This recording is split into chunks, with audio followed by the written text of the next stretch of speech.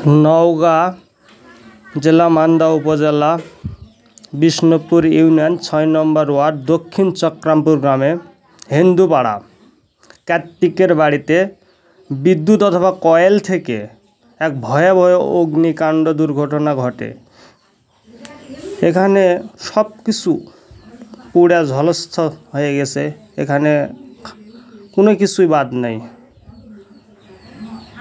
দেখেন আপনারা, রুমের ভিতর সব কিছু শেষ, ধ্বংসস্তূপে পরিণত।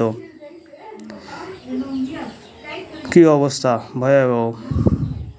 তো এই সমস্ত অবস্থায় মান্দা উপজেলা থেকে ইউনুস স্যার প্রশাসনিকভাবে আর্থিকভাবে সহযোগিতার হাত যদি বাড়ায় এই অসহায় পরিবার পাশে। তিনি একজন দুধ দিয়ে গোয়াল দই বিক্রি করে তার পেশার জীবন ধারণ করত। সকলে এগিয়ে আসার জন্য অনুরোধ রইল।